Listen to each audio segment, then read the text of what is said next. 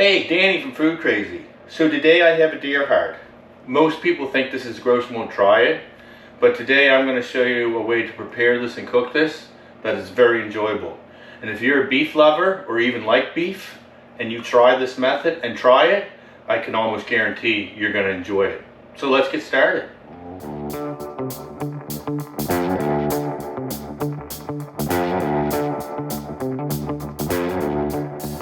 First, what we're going to do is we're going to cut the heart up and we're going to trim all the excess fat off it, and if there's any arteries in there. I have a bowl of water with ice into it that's nice and cold, and what you want to do is sprinkle a good amount of salt. If you can see how much I'm putting in there. Let's do the other side. And what we're going to do is we're going to put the cut up heart in there and we're going to let it set for about half an hour, and it will just draw out all the excess blood and everything out of there, and then we're going to fry it up, put some spices on it. We're going to cut it up nice that it's not even going to look like heart, and it's going to be very enjoyable. So first I will say that a lot of people like to cut this in strips like this, which is great, but it kind of looks like a heart, so I do a little something different. I cut it lengthways. Now all the fat and the hard tissue I cut out. As you can see, there's things that hold it together, and there's some arteries, so we get rid of all that.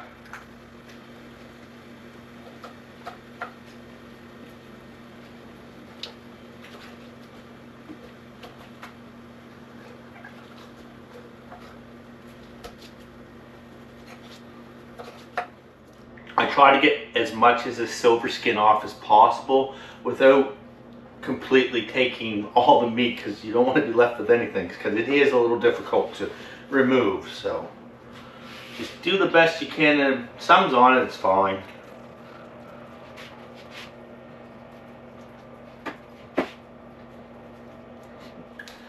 Okay, so that's as good as I get it. You still got the silver skin on top, you just can't remove it all. So what I do is I like cutting it in nice thin strips. Alright, so there you can see it. Nice thin strips. You can't even tell it's heart when it's all cooked up, spiced up. Alright, so we'll leave that set for about a half an hour and then we'll strain it. Alright, so I have strained the water and the ice off that. Get all the water that you can off this, because you want this dry when you put it in the frying pan. You don't want a bunch of water and water seeping out. I even take paper towel and dry it off, because you want it nice and dry before you put it in the frying pan. So we're ready to fry this, and we're going to fry this high and fast, not slow and low. Okay, so we got the frying pan right now on high. We'll turn it back here after a bit. We're going to put about a quarter cup of butter in that. Turn it back just a little. Now, unfortunately, I'm not going to give the amount of spices you're going to watch, and we're going to coat it. It's really easy to guess. I'll tell you which spices I'm putting in, and we'll probably coat it twice. And then we're actually going to even add a little bit of water to make like a gravy. Alright, so it's heating up. Back on high.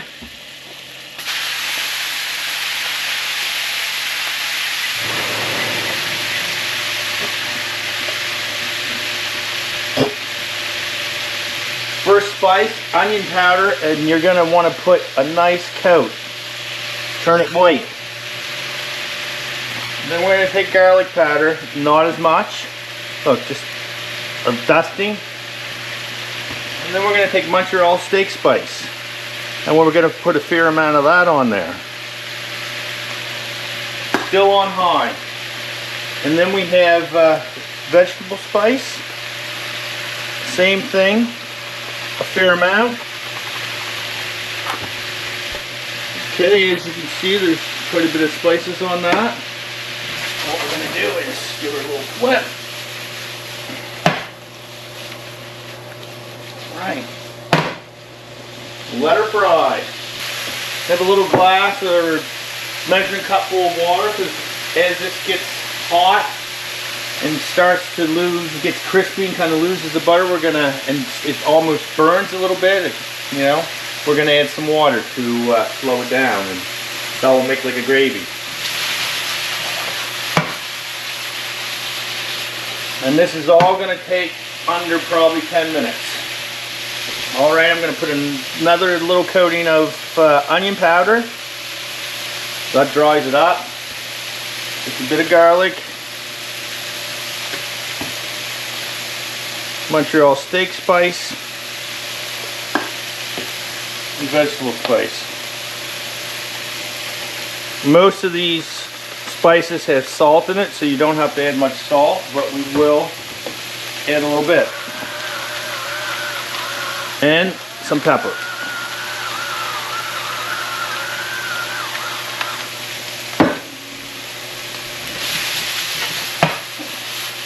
You can see the pan's getting dry, so what we're going to do is just a little water.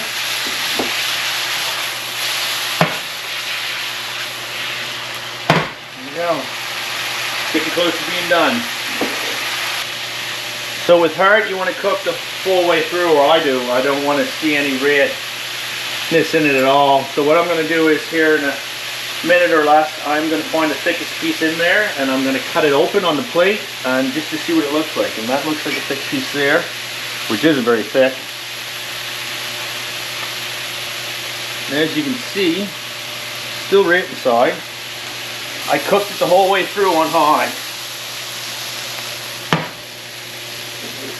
A little water, steam it a bit, help it do. Plus, when you're ready to take it off, you definitely want to add a little water and have it that there's just a little bit like a gravy. So that was about 7 minutes. So like I said, we're definitely under 10 minutes to cook this. Unless you were to cut it thicker, and then that would take longer. Which thicker cut is good too. I just think that most people like it thin and crisped up. They don't even know what it is. Not that I feed it to them without knowing, but if they try it, I guarantee you're going to like this. So this is it.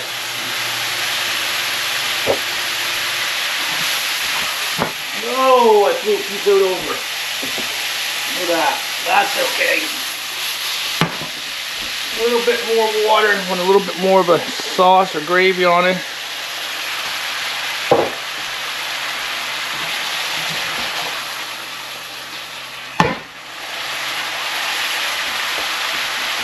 And we are at 9 minutes. Shut it off.